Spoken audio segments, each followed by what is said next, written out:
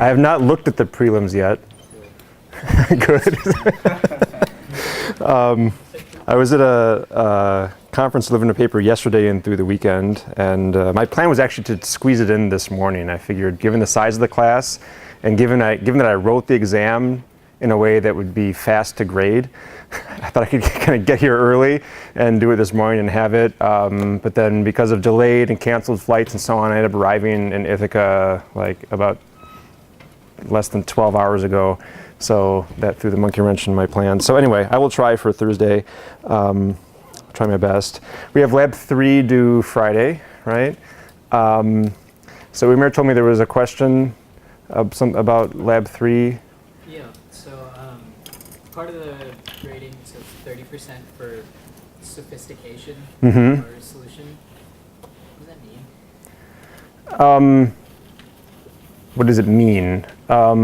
I mean, you know, I could have, for instance, I posted some sample code, right? Yeah. That sends, you know, 1 bit, as I recall, it sends 1 bit and then waits for the channel to die down and then sends another bit. So I would consider that a very unsophisticated scheme. It works, but it's not very sophisticated. So I guess I'm defining it by example. I mean, sophistication is sort of just a measure of how savvy or complex the design is. You know, my intent is that, like, you know, people would use an SVD to eliminate the ISI and then do like bit power allocation and decide how many bits to put on each sample and use PAM and do some numerical optimization. So, you know, I consider that a reasonably sophisticated design. I usually reserve just a few of those points for someone doing something creative. I find usually there's at least a couple people who do something kind of beyond the scope of what we talked about in class. So I usually reserve just a small amount of credit for that, but not much. So I think, you know, honestly, if you just approach that lab the way I sort of advertise it in class, which is like SVD, bit power allocation, PAM, some numerical optimization, then I consider that a, you know, sufficiently sophisticated design to receive, you know, almost all of those points.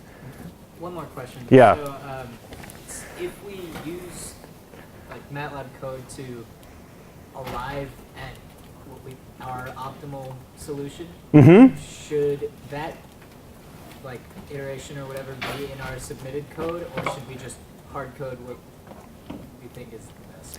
I would just hard code your final solution into the encoder and decoder, but in your report explain how you arrived at it.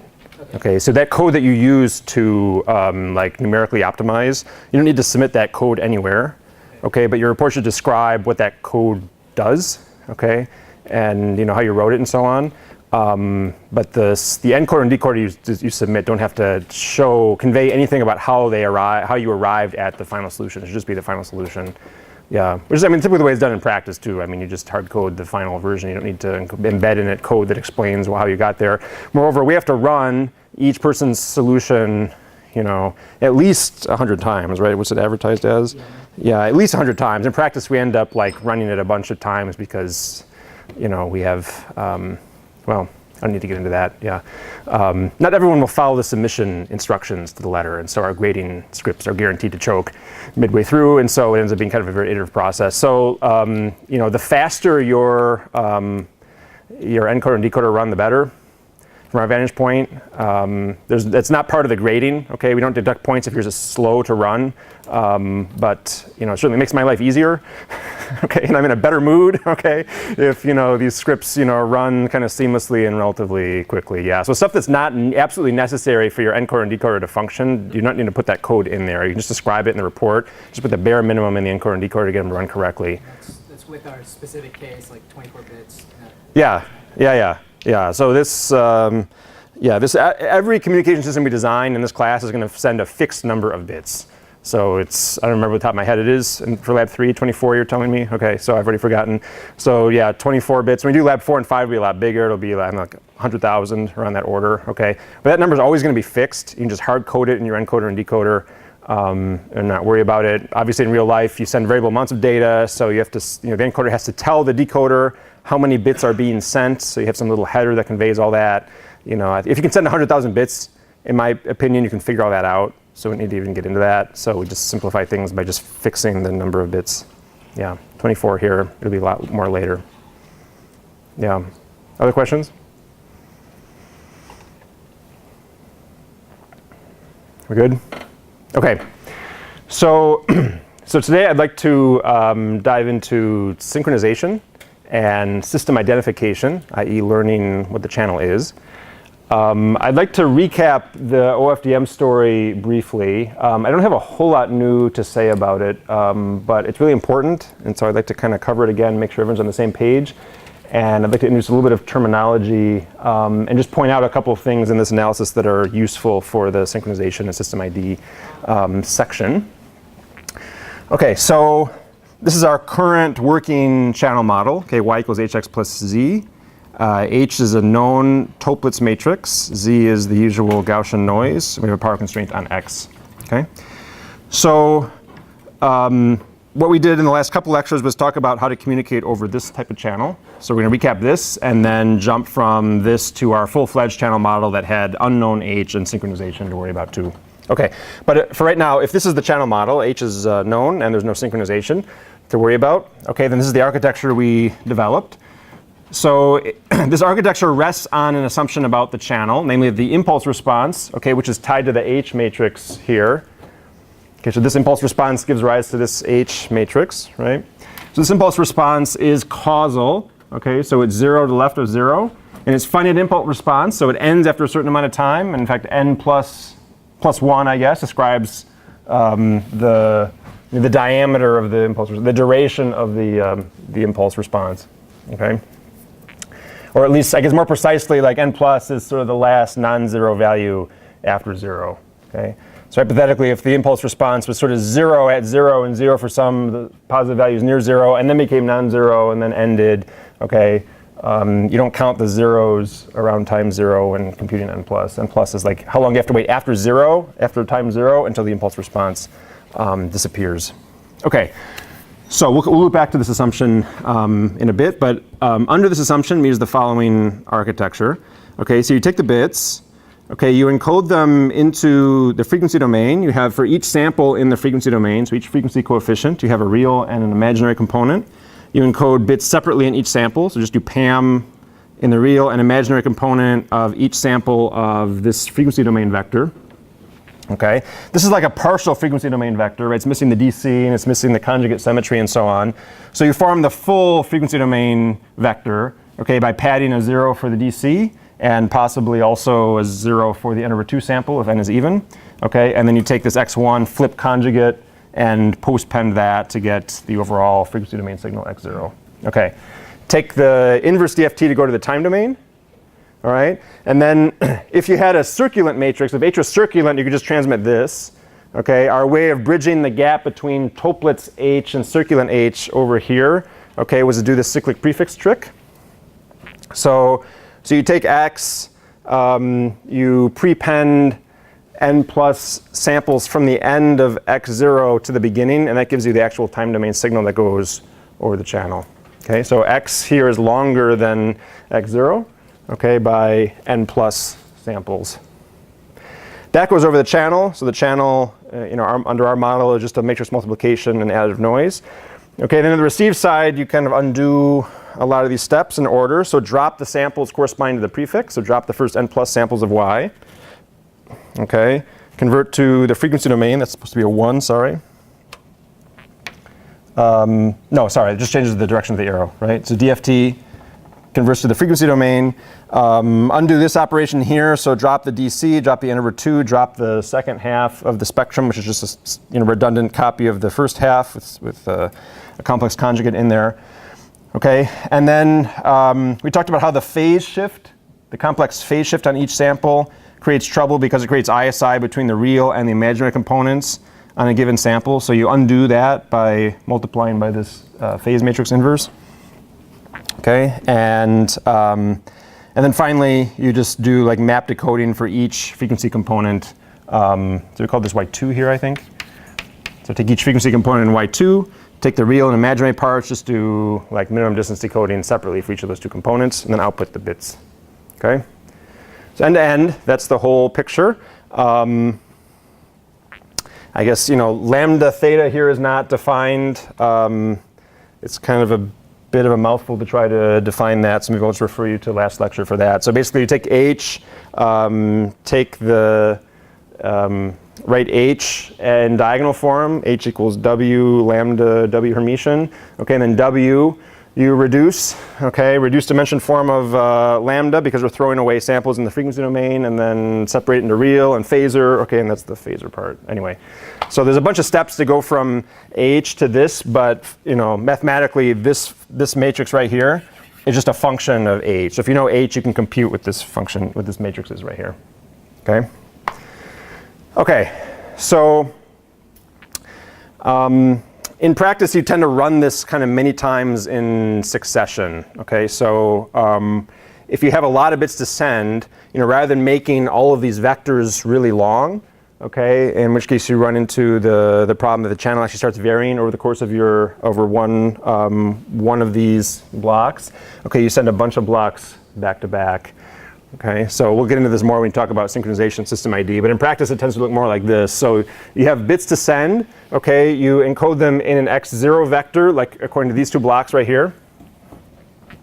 Okay, that x0 vector gets a prefix appended to it, that's x as depicted right here. Okay, that whole thing goes through the channel. The decoder ignores the prefix, that's this block right here. Okay, and then from this point onward, it just follows all these blocks here, take the DFT and so on. So just decode the bits from this one. Okay, and then the next group of bits get encoded into more x0 sample bits. Those are sent with the cyclic prefix immediately prior to that. Okay, and so that these samples sort of separate these bits from these bits.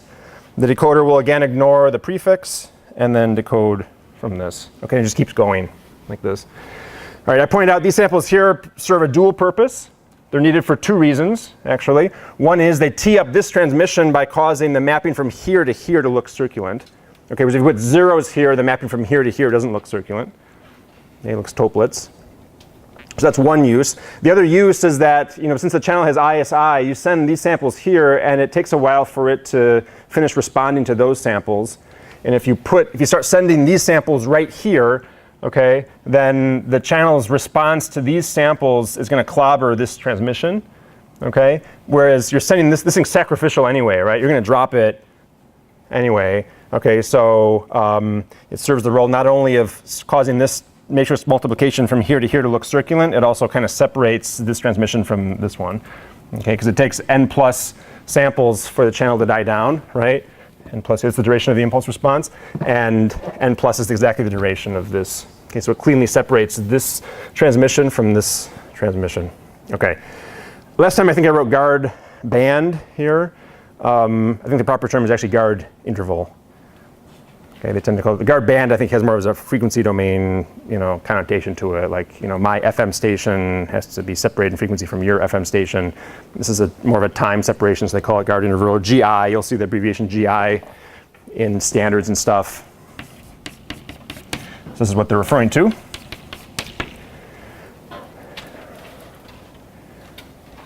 And that's it.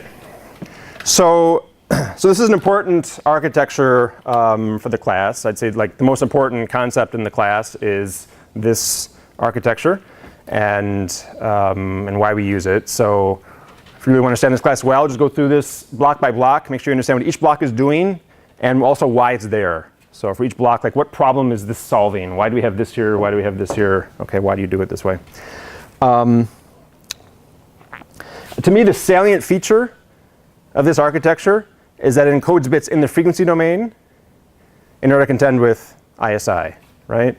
So LTI channels can smear samples together in the time domain. They do not smear things together in the frequency domain, right? They keep separate frequencies separate, okay? And that's very useful from a communication standpoint because it means I can encode bits separately on each frequency component, which is exactly what I'm doing here, okay? And those bits don't intermingle with each other as they pass through the channel. They just pass through, in parallel, okay? They don't mix together, okay? I often explain that to people in lay terms, like people who don't have an EE background, okay, when they ask me, like, how does Wi-Fi work? Okay, so this is the analogy I give them, which I'll share with you because I think it's sort of vivid and it's useful for remembering this. Okay, so let's suppose I want to send the bits to you right now, over this acoustic air channel that I'm talking to you over, okay? So, so one method is for me to just say the bits, okay, 1, 0, 1, 1, 0, okay, that works. You know, if we're in a really echoey kind of acoustic environment, okay, that might not work as well as it would first seem, okay, because the echoes start to confuse people and it's hard to make out what I'm saying. I can certainly say 1 bit and then wait for the whole thing to, suppose we're in a big cathedral, you know. You can say 1 bit, wait for all the echoes to die down, say another bit, wait for the echoes to die down. That's like the Lab 3, you know, code I supplied, right? Okay, so so here's another another approach. Let's run with the cathedral analogy, actually. So so let's suppose Umair and I, we go over to the organ, okay, and flip it on, okay, and we each have 10 fingers, right? So we put our 10 fingers on 10 keys, each of us, okay? And organs you play with your feet too, right? So the bass or pedals, okay? So we have 2 feet. So there's, so between the two of us, we have, 24, okay? Different keys, each of which can be on or off any given time, right? Okay, so we send you 24 bits, okay, by just deciding for each finger and each leg, okay, whether they're going to press or not. Okay, so one possibility is like to say all zeros, we press nothing. Okay, all ones, okay, we're pressing all 24 keys at once. Okay, and wherever the time constant of the cathedral is, suppose it's 1 second, okay, for the echoes to decay. So every second, okay, we play a new chord. Okay, so we're saying 24 bits per second, okay, by just deciding which keys we press during any given second slot. Okay, so you as the receiver, wherever you are in the cathedral, you set up a little receiver with just a bunch of like narrowband filters that just tests for each key whether it was pressed or not. Okay, and you read out the bits that way. Okay, and the beauty of this, okay, is that we'll assume the cathedral, the acoustics behavior of the cathedral could be rather echoey. Okay, it might be a hard channel to communicate over, but it's reasonable to model as linear and time invariant, right? And so it shouldn't mix frequencies together. Okay, you play 1 key on the organ, okay, and even with all the echoes, you're not going to hear a different frequency elsewhere in the cathedral, right? Frequencies remain pure, right? They don't mix with each other. Okay, so we're just up there, we're playing chords. Okay, you just test. This is like on-off keying basically, right? Each key is either on or off. Okay, so with your passband filter, you just test, is there energy at that frequency or not? It tells you whether that bit was a 1 or a 0, and it works. Okay, and it's very robust to the details of the acoustic environment of the cathedral, right? The exact echo pattern is like not super important for that. Okay, what's important is that frequencies do not mix with each other. Okay, so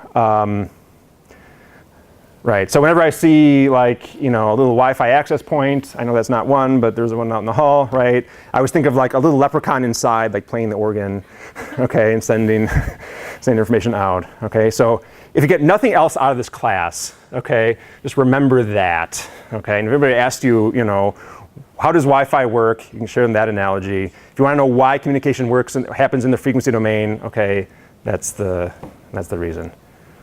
All right. Sorry? Think of leprechauns, exactly. Yeah, I didn't share the prelim 2s because they weren't at all relevant to the prelim we were taking. But in every prelim 2 that I've given so far, one of the true-false questions was, OFDM is like a leprechaun playing the piano, and the answer is true. Okay, it was supposed to be a giveaway. All right. So, okay, so that's this architecture. I have two points to make about this before we run with synchronization and system ID. One is just purely terminology. The other one's a little bit deeper. So terminology. Okay. Each one of these, i.e., like a payload, okay, or data samples with the prefix, those two together, we call an OFDM symbol.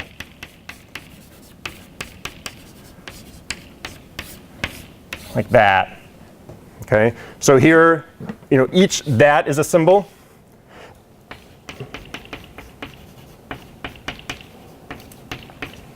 this is a symbol.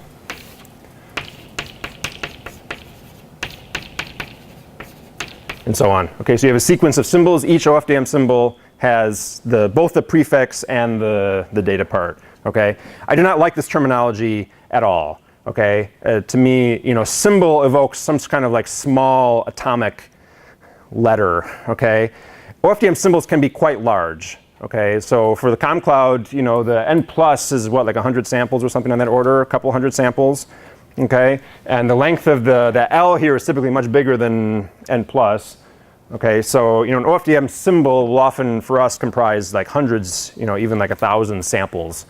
Okay, so to me that's like a string. That's not a symbol. Okay, but that's the terminology people use. So so we will stick with it.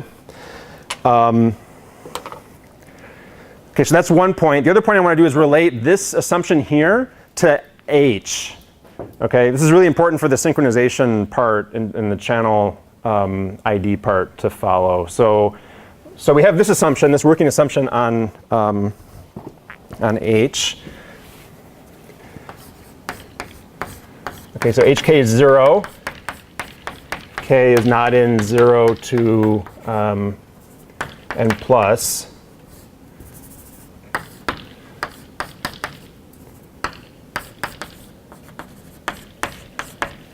And the question is, how would you express that condition in terms of the H matrix?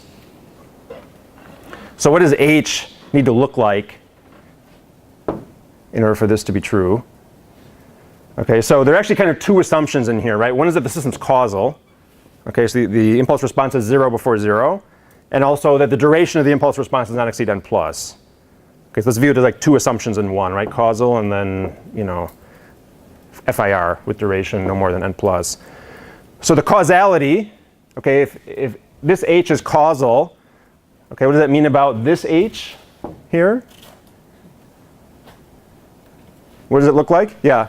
Everything above the diagonal is 0. Yeah, exactly. So lower diagonal. So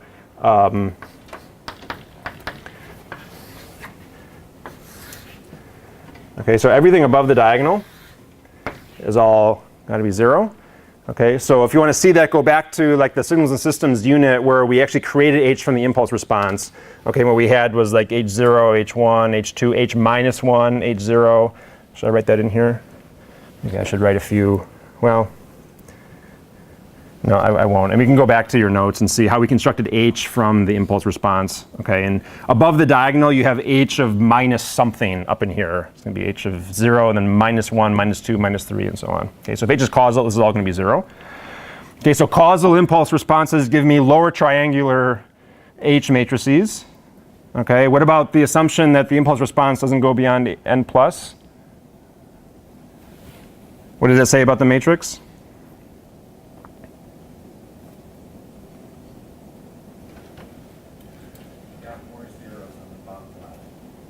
Okay.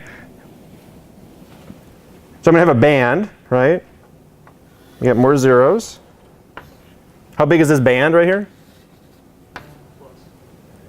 N plus plus 1, right? So you have that many non-zero values. Okay, and then 0 beneath that, right? Okay, so to construct this architecture, we made that assumption. We used the causality assumption to ensure that we only needed a cyclic prefix and not a postfix too. If the channel was, not causal, then you would need a cyclic postfix too. Okay, so we're assuming it's causal, and we'll see why that assumption is reasonable in a moment. Okay, and then N plus governs the length of the prefix, so it's easiest to see in terms of the guard interval use of this, right? So this block here has to be long enough to separate this one from this one. Okay, so this needs to be at least N plus. So anyway, that's where we use the assumption, the causality, and also the length of the impulse response. And for the synchronization system ID part, it's useful to keep in mind how that manifests itself in terms of H. Okay, so any questions?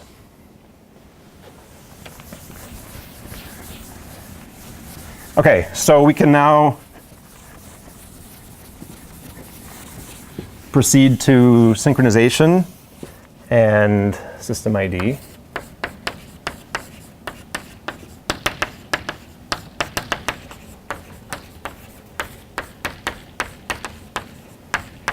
system identification.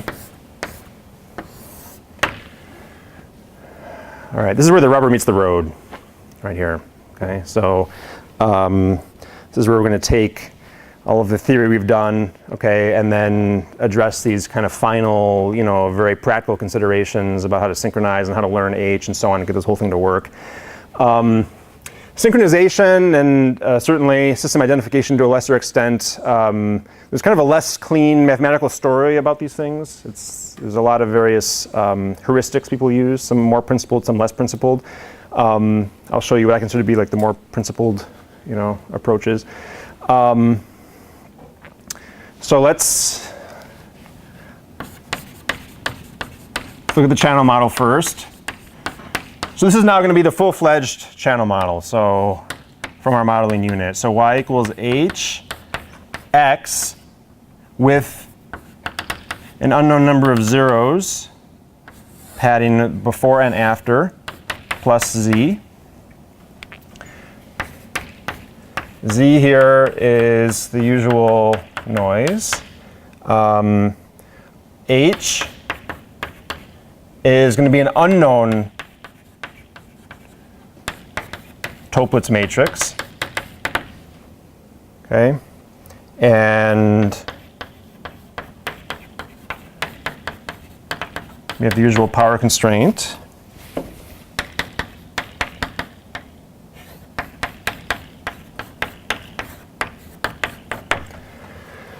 And there's an unknown number of zeros at the beginning of X and at the end, or the beginning of the transmission and the end, and call those L1 and L2, and these are also unknown. And I guess N is also unknown, really, in practice. I mean, through modeling considerations, you might be able to posit that your noise is Gaussian, but the exact standard deviation is kind of hard to glean just from analysis. Okay, so we know the functional form, but we don't really know any of the parameters. We don't know H, we don't know L1, we don't know L2. We design X, of course. We don't know N. I guess we know our power constraint. Okay, but there are a lot of unknown parameters here.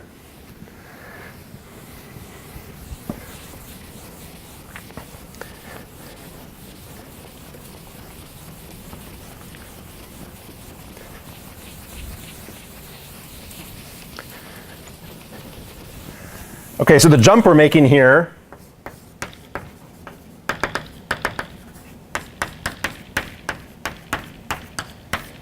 is threefold. Okay, so the difference between this and the last channel model we had, one, we need to figure out how to synchronize the two terminals, i.e. how to deal with the fact we've got this L1 and L2 number of zeros here. So, okay, so another way of thinking about it is y is going to be a much longer vector than x. Okay, in brackets will be quite a few samples there, quite a few samples there. Okay, so in order to reduce this to the solution we had previously, I need to take y, and I need to delete a bunch of samples from the beginning and the end, corresponding to these zeros and these zeros. Okay, then I'll have y equals hx plus z without the zeros, right? And then we can use the solution we had, like on the board over there. Okay.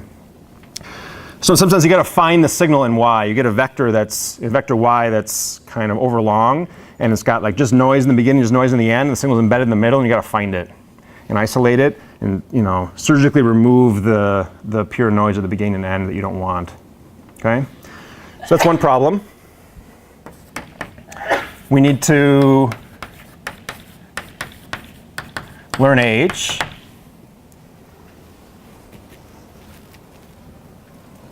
Okay, so our previous block diagram assumed you knew H, and so you can get how to do your bit power allocation. You can do the lambda theta inverse and so on. And I guess lastly, you need to estimate N, right? N's also unknown.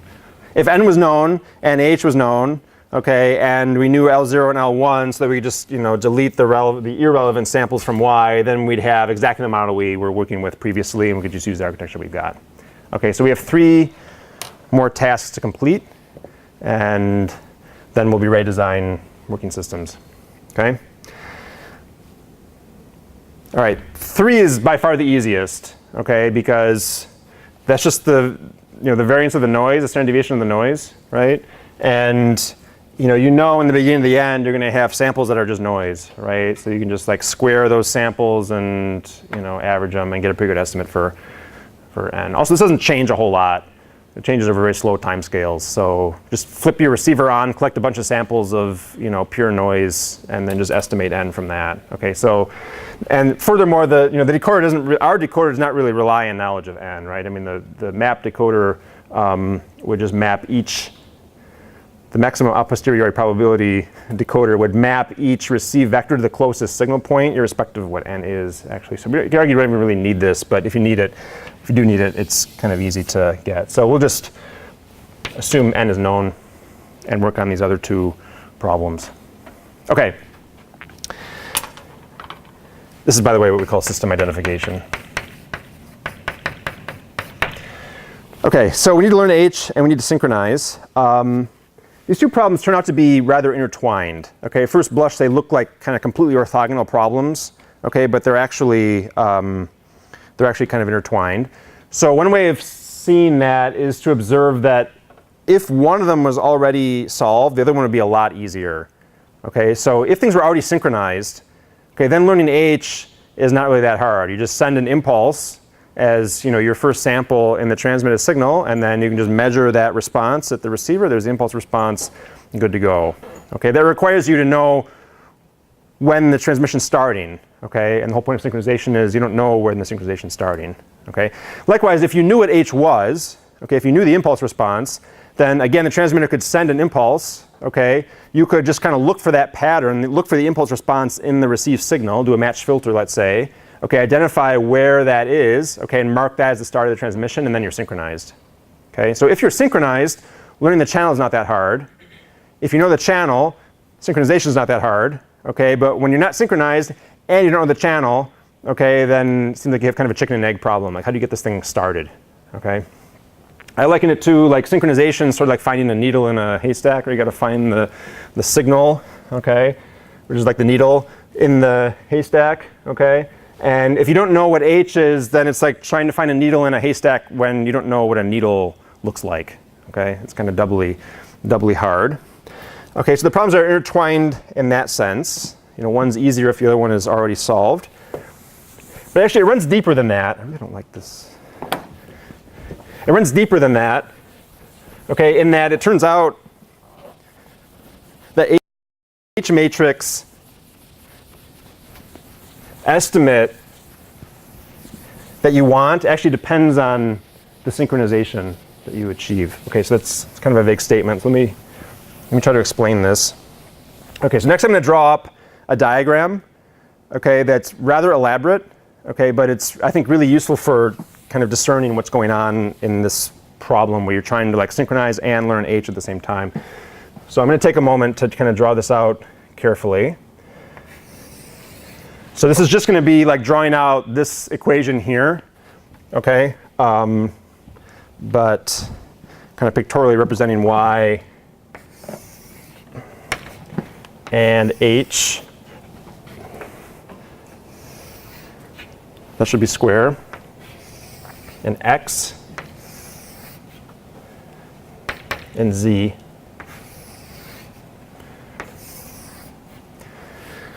Okay, so let's suppose we send two OFDM symbols. Okay, and that's our entire transmission. It's just two symbols back to back. Okay, so each symbol is going to have a prefix, right, and data. So I'll draw it like that, and I have two of them.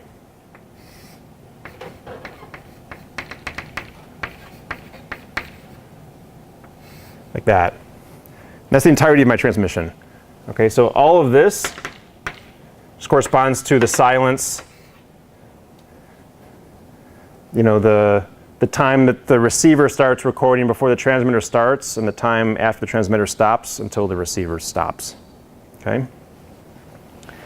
Okay, so this here is X, and let's actually record how many samples I've got here. So this is n plus samples in the prefix. L was the length of the payload, if you want to call it that, in samples, n plus L, right? So I have 2L plus 2n plus samples in my transmission. We said we had L1 was the number of zeros here. L2 was the number of zeros there. Okay? L, n plus, I know. In fact, I designed them. Okay, as the communication system designer. L1 and L2, I don't know. Okay? All right. I guess I know L1 plus L2. Okay, but I don't know how to divide them up. Okay. So this is, and this all here, these two FDM symbols are what we're calling X. Okay. So the channel multiplies that whole long matrix, including that whole long vector, including the silence. So our H matrix looks something like that. So these are all the non-zero values. Okay. Now observe the first few. These aren't very straight. Sorry. Let me fix that. Actually, this diagram is kind of sensitive getting this stuff right. So let me make that straight. Okay. Okay, so there's non-zero values in H. Okay.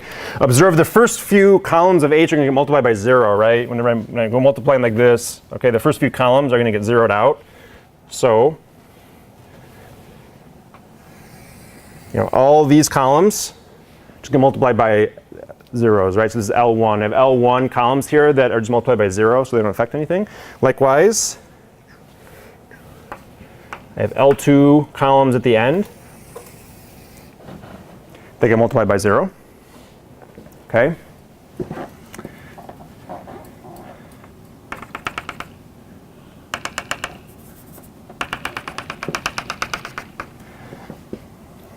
All right, now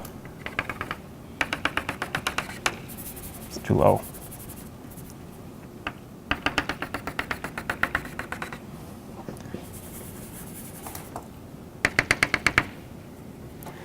Okay, now at the receiver, okay, you're going to get a big long vector. It's going to be L1 plus L2 plus 2L plus n plus samples. Okay, you're going to identify some samples here at the beginning, okay, as being not part of the transmission. Okay, and some samples at the end as again being essentially noise. Okay, and you're going to drop both of those and then save some samples in the middle. So let's call L1 hat. Okay, your guess for how many samples you should leave at the beginning, and L2 hat. Okay, to be your guess for how many samples you drop at the end. So you're going to ignore these. You're going to ignore these, and then you're going to decode these right here. And of course, they comprise two OFDM symbols, which you would decode separately. Decode one symbol and then the other. Okay. Okay, so let's call this whole vector y. Let's call this whole vector z.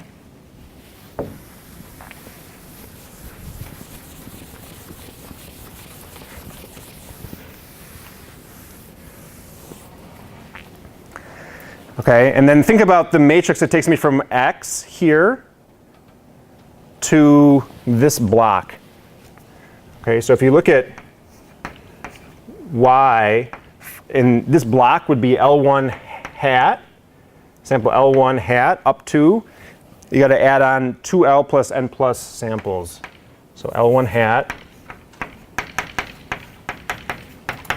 plus 2L plus, 2n plus samples. Okay, so in MATLAB notation, okay, that is this y vector just evaluated over these samples that I'm saving. So the ones I'm going to save are written over there. Everything else I'm going to drop. The ones before and after I'm going to drop. Okay? Okay, so this piece of y right here, okay, I can write as a matrix times x. Let's call that matrix H of L1 hat. It's going to be H L1 hat times x plus, and then I'll have z over that same range, right? So L1 hat up to L1 hat plus 2L plus 2N plus, like that. All right?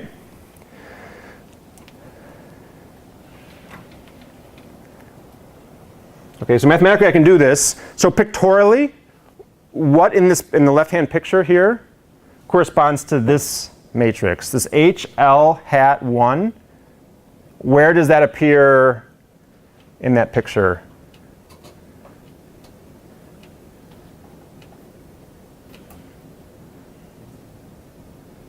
Is what? Go ahead, Patricia. Sorry? Here? That? So the top left here would be the contribution to the samples I'm ignoring from samples that are getting multiplied by 0. So I'm looking actually for the effect of x on the samples I'm observing. The very middle, exactly. Yeah. So this is right. Let's do pink. This right here is HL1 hat. Okay. So, if I'm the decoder and I get this big Y vector and I choose to delete L1 hat samples from the beginning and L2 hat samples from the end, okay, and then decode from this, my effective channel matrix, whether I like it or not, okay, the channel matrix I've got, okay, is that pink part. Okay. The way to see that is that all these rows up here just tell you what these samples are, but I'm dropping those. All these rows here tell me what these samples are, I'm dropping those. So it's got to be here in the middle, okay? But then, these columns get multiplied by 0, so do these, right? So if I want, the multipliers that go from this piece of x to this piece of y, that's going to be right there, okay? Okay. So now here's the reason why I draw this up to begin with, okay? Note that I index this by L1 hat, okay, because this H matrix depends on my choice of L1 hat or equivalently L2 hat, right? Okay, so this line here, is written all the way across for a reason. As I increase L1 hat, suppose I choose to ignore more and more samples at the beginning and fewer at the end, the block I'm using to decode from is going to move down in this vector, right? That means this box is going to move down. But the white part, this white part is fixed. I'm just moving the pink part as I adjust which part I retain at the decoder. Okay, so this matrix can kind of move up and down along these rails, if you will, okay, as I adjust L1 hat and L2 hat at the decoder. Okay, and so the matrix that I get, okay, actually depends on my choice of L1 hat. Okay, if I choose L1 hat to be 0, okay, namely I just assume the transmission starts right at the beginning, and just delete all the samples at the end. I delete L1 plus L2 samples at the end and none from the beginning. That moves this thing way up. That moves the pink part way up. Okay, and if this is big enough, you can actually end up with L1 hat being 0. Okay, you completely miss this block, and you're just picking out a bunch of zeros. Okay, which is very intuitive. Okay, if there's enough silence at the beginning, I could actually, if I trigger too early, okay, and call the beginning of Y my useful data, okay, then I could miss the transmission completely, okay, and just be decoding from pure silence or pure noise. Okay. Likewise, if I choose L2 to be 0 and L1 to be as large as possible, and then I'm decoding, just samples from the very end, okay, that can also happen likewise. Then that moves this thing down. And I guess as I've drawn it here, it couldn't happen, but if the picture were bigger, it could actually slide below this band. Okay, in which case you're trying to decode again from pure noise. You've missed the transmission completely. Okay, so on one side you triggered too early and missed it. The end of your decoding block didn't even catch the beginning of the transmission, or you can kind of trigger too late, in which case the beginning of the samples you're decoding from are actually after the transmission already ended. Okay, so it's clear in the extreme case you can get a 0H by just moving this thing way up or way down. Okay, but even in the middle here, if I kind of adjust L1 or L1 up or down a little bit, okay, this thing will move up or down a little bit, and the H matrix that I get, which is like just this piece, okay, will have the non-zero values kind of moving up and down within it. Okay, so I mentioned this because we need to dispel at the beginning the notion that there is like one correct choice for H. like, H is unknown, but there's a correct answer for it, and we have to just figure out what that correct answer is. And if we're wrong, then everything goes awry. Okay? There's not really a correct answer for H. Okay? It sort of depends on how you synchronize. Okay? If you synchronize a little bit earlier, a little bit later, the correct H that you're shooting for would actually be different. Okay? So learning H and synchronizing are actually kind of tied together. They're not really decoupled problems. Okay? Let me, just to drive that point home, let me try to explain it in a slightly simpler context. It's useful to have that picture in mind, but this phenomenon I'm describing, you can also describe more simply as follows. So suppose you have a discrete time system.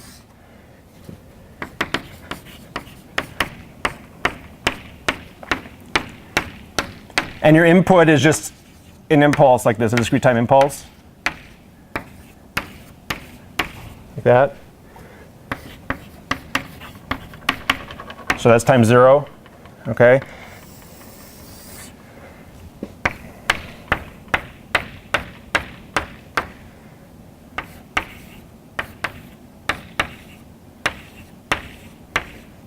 And suppose you're at the output of the system, okay, and you don't have a common clock with the input side, okay. You sit here, an impulse is transmitted, however, and then you see this little blip, okay. So the question is, what is the impulse of the system? Impulse response of the system. Okay, so my claim is, like, the shape is clear. It has to kind of go up and then down and then up and then 0, okay.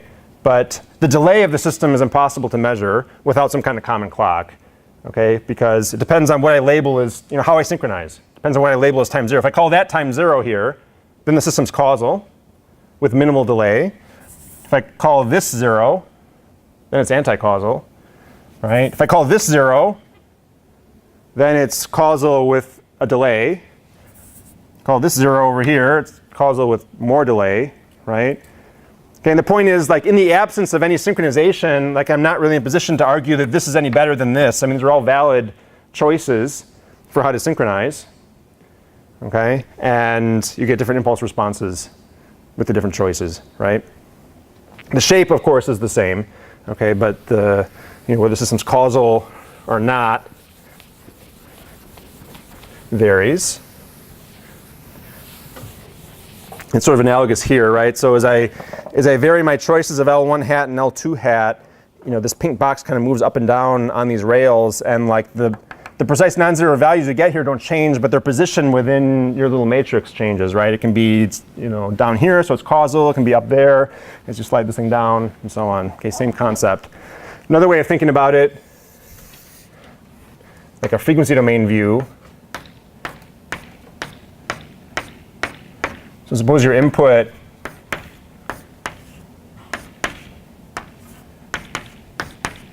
was a sinusoid like this.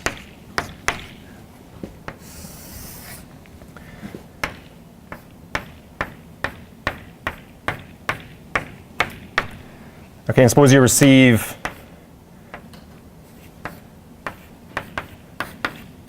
a sinusoid like this. Like that. So suppose this is the input, this is the output.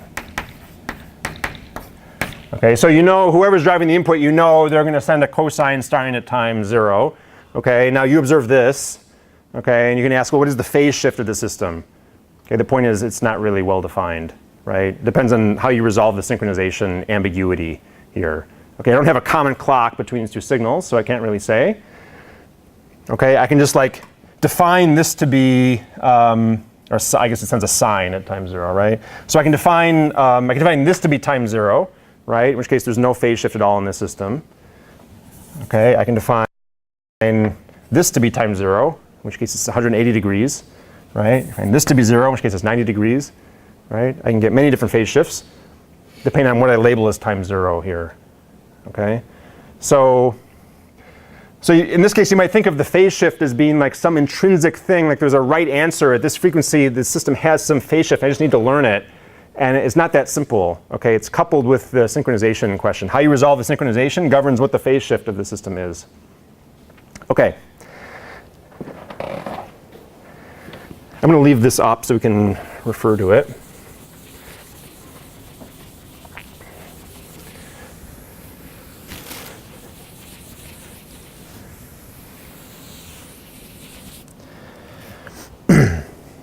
Okay, so all of that is just kind of set up. So let's talk about how you would actually go about picking these parameters here to decide how many samples to drop, and then how you would learn what the corresponding H is.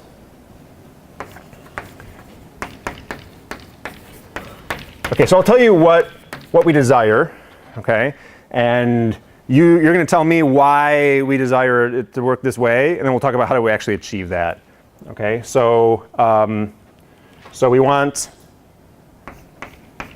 H L1 hat. That's this matrix that we end up with.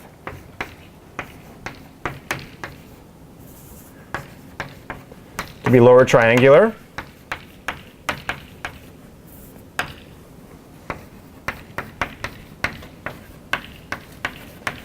With the band of non-zero values.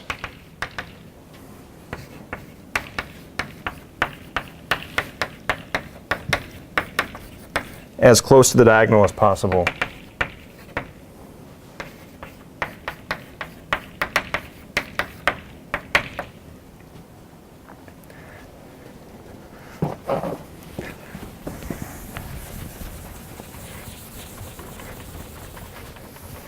Okay, so i.e. we want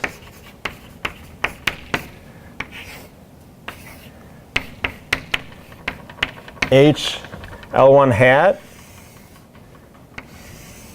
to look like that, not up like this, or down like that.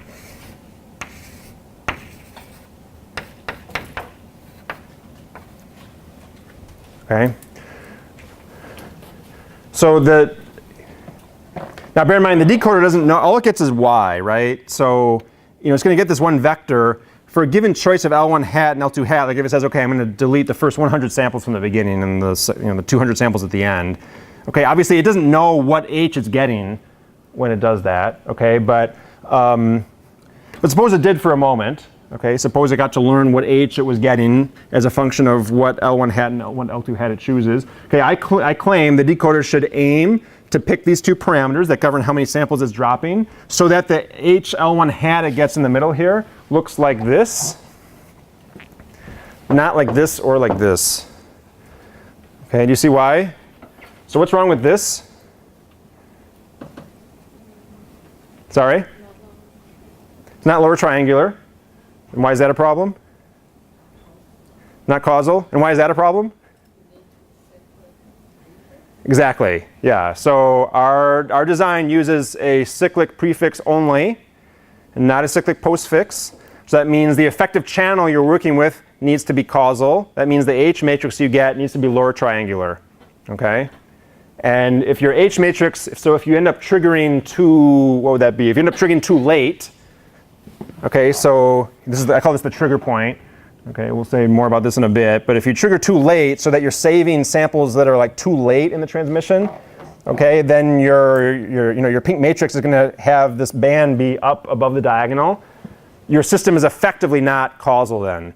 Okay, sample 0 in Y depends on not just sample 0 at X, but future samples of X. So the system is not causal. So to eliminate ISI, you would need a cyclic postfix as well as a prefix, and we haven't put that in. Okay, you could do that. Okay, you can put a cyclic postfix in the transmission, but you might as well just aim to make the system causal to begin with. Okay, so not this. What's the problem with this? This is more subtle. Why is this bad? This would be triggering too early, right? If I kind of trigger too early, then the samples I'm saving are too high up, too early on in Y. Okay, in which case my H is going to have this band kind of well below the diagonal. Why is that bad? You're not capturing all the real data. Sorry? You're not capturing all the real data. You're creating more noise or what? Well, I mean, like in this case, you know, if I just kind of ease this up a little bit, you know, then all my samples, you know, will have, I guess not, yeah, not all the samples will have, all the Y samples would have signal in them. Some would have noise in them. That's okay. And that could be worked around. Okay, but it's going to, if we do that though, it's going to break our earlier design. Our earlier design has a assumption baked into it, okay, that's going to fail if we trigger in such a way that this is the H matrix we get.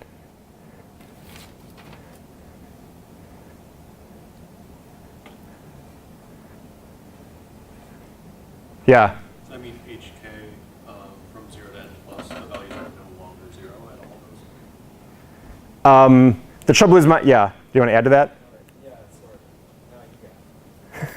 No, you I haven't said anything yet. But yeah, the n plus ends up being bigger than what I bargained for. So when we made the system, we said, okay, this, you know, the impulse response was, you know, non-zero only for n samples after time 0. Okay, and remember when I drew up the picture, I said this right here was n plus 1 samples, right? Okay, so if you trigger 2, I always get this backwards here. If you trigger too early over here, and the pink box moves up, okay, and this white piece moves down, okay, then your effective channel ends up looking like this. Your effective channel is causal, but your n plus ends up being quite large, okay? So this, you know, this will work as long as when you go to design your cyclic prefix, you make sure n plus is big enough to handle all that, okay? But, you know, given the choice, I'd rather do this because then my n plus is just this small number here. It's the actual, you know, duration of the impulse response without this kind of artificial silence mixed in here, okay? Another way of doing it, I won't describe this in detail, but if you go to this picture and think about moving this thing up and down, the cyclic prefix is there to, well, partly to separate these two transmissions from each other and also to turn circular convolution or Toeplitz matrix multiplication into circular matrix multiplication. And in either of those two cases, you can kind of stare at this and reason through that, like either you're not getting the right circulant to Toeplitz to circulant conversion, or one of these symbols is actually crashing the other one because the prefix isn't big enough to actually separate them. So bottom line is neither of these is what we want. We want the first one. So not this, not this. I want to aim for this right here. Okay. So how do we do that for the decoder? The decoder doesn't see the H, right? It just gets this Y vector. It has to decide how many samples to delete from the beginning and the end, right? And it would like to choose these samples so that, you know, it ends up with this picture, but it can't see this part of the matrix. It only sees that vector, right?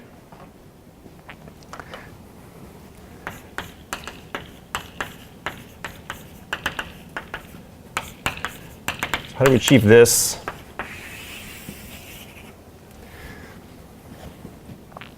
Okay, so one way of thinking about this picture is that the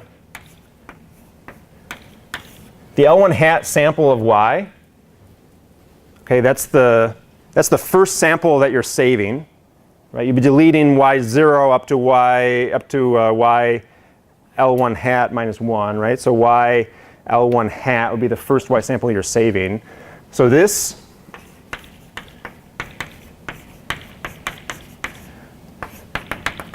should be the first Y sample that's affected by X, affected by the transmission of X. Kind of as I've drawn it here.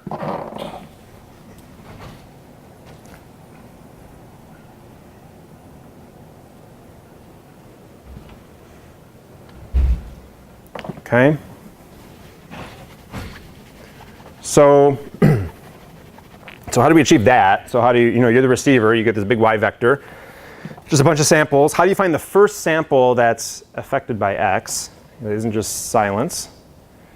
So this can get very complicated. okay? Because again, needle, haystack, unknown needle, okay? And people have developed actually some very clever tricks for how to deal with that. We can use kind of an easy workaround by relying on the fact that the SNR on the COM cloud is really big. Remember I said the COM cloud has this huge SNR, okay? Much higher than what's often the case like in wireless.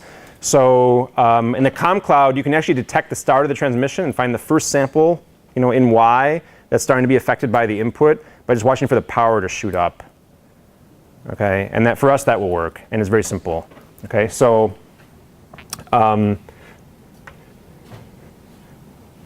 let me try to explain this with a picture. Okay, so suppose you send something through COM cloud and you look at the received signal right in the vicinity of where the transmission starts, okay? So you're gonna have silence. So these samples are kind of bouncing around. Okay, and then you'll start to get something, I don't know, like this, like that, okay? Up. These are connected, of course. Okay, so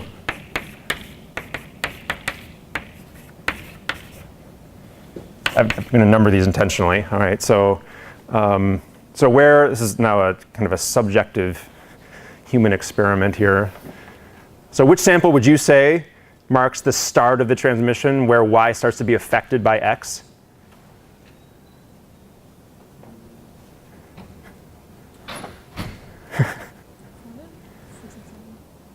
Seven? 6? 5 looks suspicious to me, actually. Like, for that to be just pure noise. Okay, there's no right answer, so it's it's fine. Okay, the point is, because the COM cloud, think about the DAC in the transmitter. Okay, it has that like raised cosine pulse, right? So if you send an impulse, okay, it's actually going to send, in continuous time, it's going to send this thing with these tails to it, right? So on the early side of that, it's not like you suddenly get hit with all this energy. It kind of starts bouncing more and more emphatically, right? And so anyway, the beginning of the transmission can often be kind of hard to pick out, actually. You get kind of like some fluctuations just from that, that reconstruction pulse first before the thing really takes off, okay?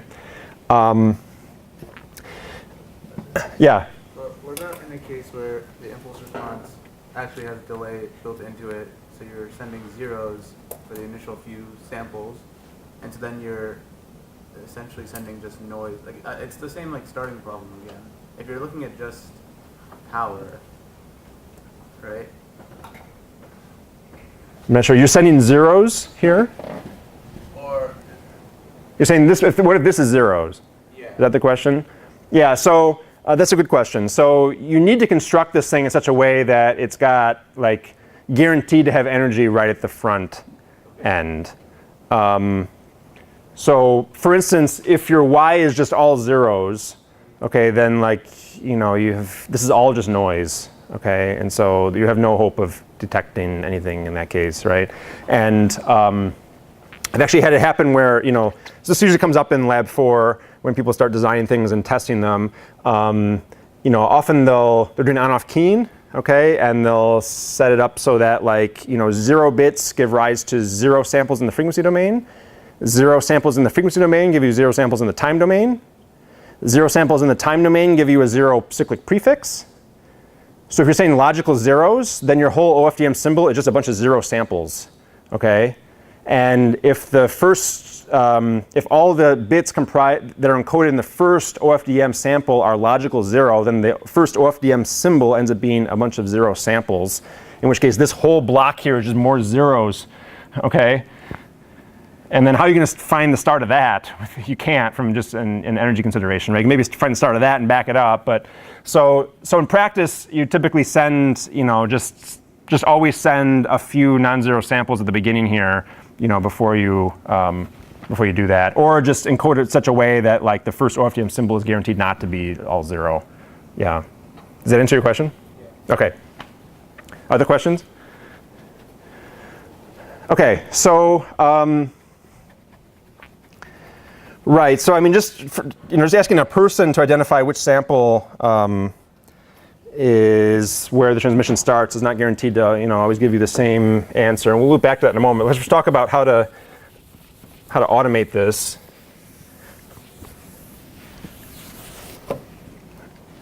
Okay, so remember I said like heuristics, some of which are more principled, some of which are less. So here's heuristics. Okay, so we want to just find the start of the transmission by using the fact that the power in the signal is a lot bigger than the power in the noise. Okay, so a way that I found works very well in the context of like lab 4 and 5 is to just compute the running power, okay, and like some kind of moving average of the power and just threshold it and use that to find the start of the transmission. So define SK to be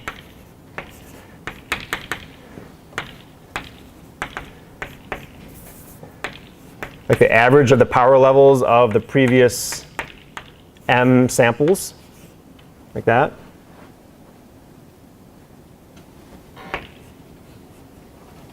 Okay, so S is just a moving average of the power. Okay, and then just like threshold this and use that to define the start of the transmission. So L1 hat just defined to be, say, the first time this thing passes the threshold. So the first sample for which SK is bigger than C. And you often find you want to back this up with some parameter tau. Okay, so heuristics. Okay, so M, C, tau are all things you would just choose experimentally. I can tell you from my experience, if you set M to be 1 and there's no averaging, then you run the risk of like triggering on noise. Okay, so this thing's going to start from the beginning and start looking at the power level, and you might get some spurious noise that's a little bit higher in amplitude than you thought. And if you have no averaging here, and especially if you set C to be kind of small, then you're prone to kind of triggering prematurely on noise before the signal actually arrives. Okay, it works a lot better if you average it.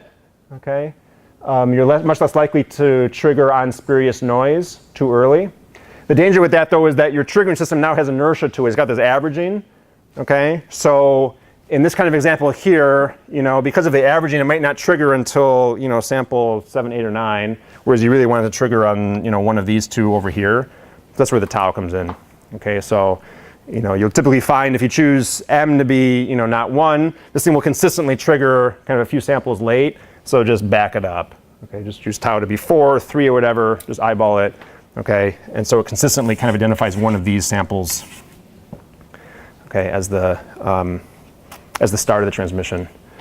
All right, I have no theory to guide that. Okay, you just run some experiments, find values of M, tau, and C that seem to work well. Okay, coming back to the specific choice, which one should you target here? There's not really a right answer. Okay, I view it more of a kind of an engineering trade-off.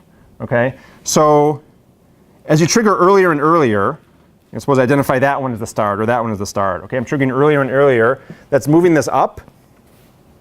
Okay, that means my n plus then would need to be bigger than it might otherwise be. Okay, let's actually do the other way first. So suppose you trigger late. Okay, suppose you identify this to be the start. Okay, even though arguably these are really part of the transmission. Okay, I'm triggering late in that case. If I trigger late, then my H looks like this. Okay, in that case, my channel is not really causal. My effective channel is not causal. So the cyclic prefix is not protecting me from ISI. Okay, and that's dangerous. Okay, because now I encode bits on one tone. Those bits can pollute other tones around them. Okay. If I trigger early, okay, then I'm going to get a picture like this. That's safer so long as you've chosen your cyclic prefix to be long enough to accommodate this gap here. Okay. So in my mind, triggering late is sort of like the risky approach. Triggering too early is like more conservative. You just got to expand your cyclic prefix, and ultimately you want some kind of happy medium between those two extremes. Okay, so that's synchronization. Once we have things synchronized,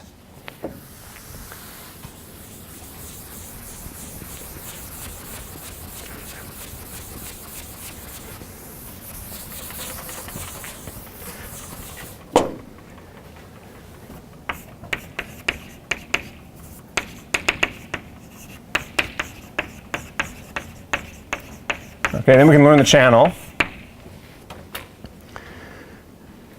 Okay, so the easiest way of doing this is to just hard code the first OFDM symbol is not sending real data. Okay, it just sends, a fixed, like the first OFDM symbol is just fixed, and you just learn that, use that to learn H, and then the subsequent symbols used to actually send data. Okay, so with first, so for the first OFDM symbol, which again is that like payload section with the prefix. So don't send bits.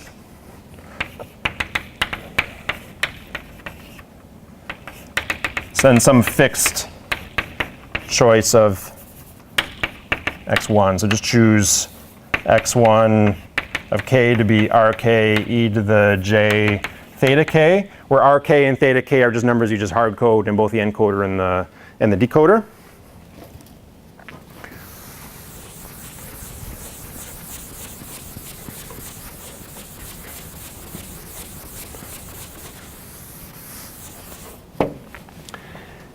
Okay, and then at the decoder,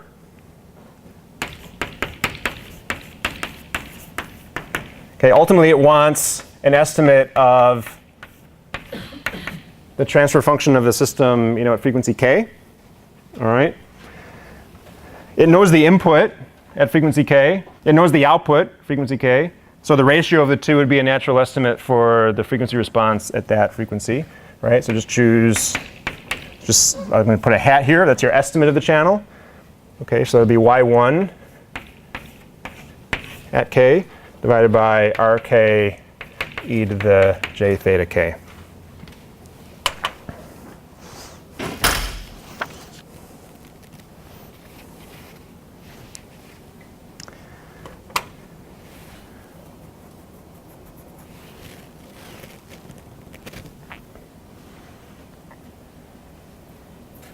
Okay.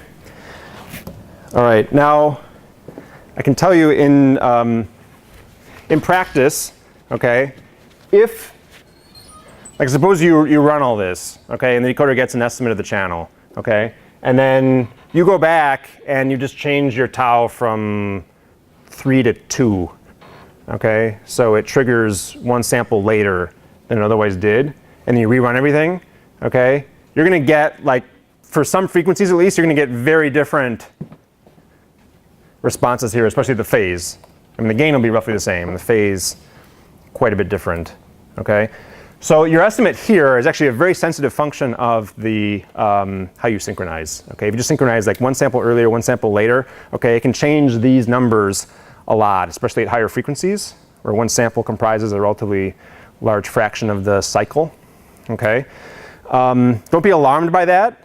Okay, it's actually not a problem, okay, because if you delay by one sample, yes, the transfer function of the system seems, your estimate of it will have changed by quite a bit in phase, okay, but every subsequent OFDM symbol, okay, will also experience that different frequency response, okay, so all the OFDM symbols in some sense receive the same, experience the same frequency response and the same phase shift.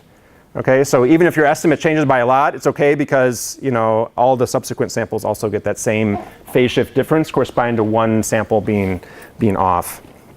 Okay, there are a few more points to make about this, which would have been ideal if I could have squeezed in today.